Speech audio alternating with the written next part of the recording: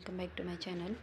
प्रश्नपत्रिका क्रमांक 24 आपण आज बघत आहोत। ठीक आहे, जी के आणि जी एसचे महत्त्वाचे प्रश्न आहे सगळे याच्यामध्ये मी लेटेस्ट प्रश्न घेतलेले आहेत। ठीक आहे, तर व्हिडिओ संपूर्ण बघा। चॅनलला नवीन असणार तर नक्की चॅनलला सबस्क्राईब करा। ठीक आहे, आपला आजचा पहिला प्रश्न बघा। तो पहिला प्रश्न बघा आपला आजचा, मुंबई उच्च न्यायालयाचे कामकाज दक्षिण मुंबईतून कोणत्या नवीन प्रस्तावित परिसरात हलवण्यात येणार आहे? तर बघा ऑप्शन क्रमांक बी, वांद्रे कुर्ला कॉम्प्लेक्स म्हणजेच BKC येथे हलवण्यात येणार आहे। ठीक आहे, दुसरा प्रश्न बघा, मुंबईतील पहिले ब्रिटिश न्यायालय कोणत्या वर्षी सुरू झाले? तर बघा ऑप्शन क्रमांक बी, 1672मध्ये ते सुरू झाले।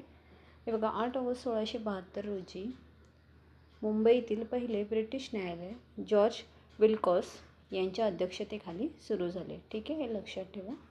पुढचा प्रश्न बघा, ऑक्टोबर 2024मध्ये न्यायदेवतेच्या मूर्तीत कोणता मुख्य बदल करण्यात आला? तर बघा ऑप्शन क्रमांक बी जे आहे ते त्याचं उत्तर आहे, डोळ्यावरील पट्टी काढण्यात आली आणि हातात संविधान दिले। तर हा त्याच्यामध्ये मुख्य बदल करण्यात आला। तर बघा तो बदल कोणी केला होता? तर सरन्यायाधीश DY चंद्रचूड यांच्या सूचनेनुसार न्यायदेवतेच्या डोळ्यावरील पट्टी काढली गेली असून हातातील तलवारीऐवजी आता भारतीय संविधान देण्यात आले आहे। ठीक आहे, तर कोणाच्या सूचनेनुसार करण्यात आलं आहे ते? DY चंद्रचूड सरन्यायाधीश। ठीक आहे, पुढचा प्रश्न बघा, भारताचे सर्वाधिक काळ म्हणजे 7 वर्षांहून अधिक सरन्यायाधीश CGI राहिलेले न्यायमूर्ती कोण, जे मुंबई उच्च न्यायालयाचे न्यायाधीश होते? ऑप्शन क्रमांक बी, न्यायमूर्ती YV चंद्रचूड हे होते। बघा न्यायमूर्ती YV चंद्रचूड यांनी 22 फेब्रुवारी 1978 ते 11 जुलै 1985 या कालावधीत सर्वाधिक काळ भारताचे सरन्यायाधीश म्हणून काम पाहिले होते। महत्त्वाचा प्रश्न आहे, लक्षात ठेवा। पाचवा प्रश्न बघा, मुंबई उच्च न्यायालयाच्या संग्रहालयात कोणत्या प्रसिद्ध भारतीय नेत्याचे 1891 सालचे बॅरिस्टर प्रमाणपत्र आणि कायद्याचा अर्ज जतन करून ठेवला आहे? तर ऑप्शन क्रमांक सी, बॅरिस्टर MK गांधी। ठीक आहे, म्हणजेच संग्रहालयात महात्मा गांधी यांचे 1891चे बॅरिस्टर प्रमाणपत्र आणि 1890च्या दशकातील कायद्याचा अभ्यासाचा अर्ज हा जतन केलेला आहे। ठीक आहे, सहावा प्रश्न बघा, रीट या कायदेशीर संज्ञेला मराठीत काय म्हणतात? तर ऑप्शन क्रमांक बी, परमाज्ञा किंवा आदेश असं त्याला म्हणतात।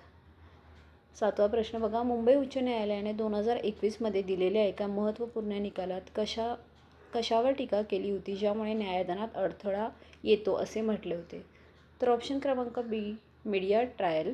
ठीक आहे, तर बघा मुंबई उच्च न्यायालयाने एका निकालात स्पष्ट केले की तपासादरम्यान होणारी मीडिया ट्रायल ही न्यायदानात हस्तक्षेप करते आणि ती न्यायालयाचा अवमान ठरते। तर ऑप्शन क्रमांक बी हे त्याचं उत्तर आहे।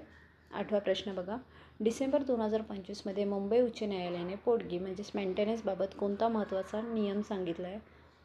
तर ऑप्शन बी, पोटगी केवळ पतीच्या पगाराच्या टक्केवारीवर ठरवू नये। तर बघा न्यायालयाने स्पष्ट केले की पतीचा पगार जास्त आहे म्हणून पोटगी वाढवून देऊ नये, नाहीतर ती पत्नी आणि मुलांच्या खऱ्या गरजांशी सुसंगत असावी।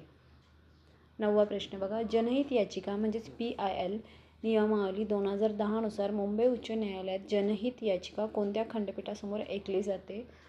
तर ऑप्शन क्रमांक बी, डिव्हिजन बेंच म्हणजेच विभाग खंडपीठ।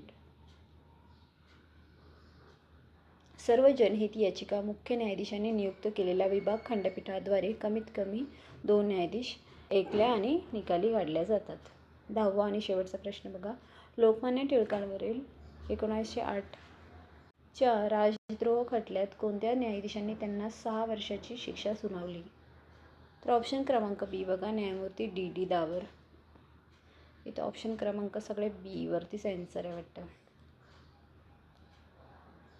तर बघा 1897च्या खटल्यात तय्यबजी टिळकांना जामीन मंजूर केला होता। ठीक आहे, छागला हे स्वातंत्र्यानंतरचे पहिले भारतीय मुख्य न्यायाधीश होते आणि रानडे हे उच्च न्यायालयाचे न्यायाधीश होते, परंतु या खटल्याचे कामकाज त्यांनी पाहिले नव्हते। ठीक आहे, तर बघा चॅनलवर नवीन असताना नक्की सबस्क्राईब करा। असेच आपण टेस्ट पुढेही सुद्धा घेणार आहोत एक्झाम येऊपर्यंत। थँक्यू।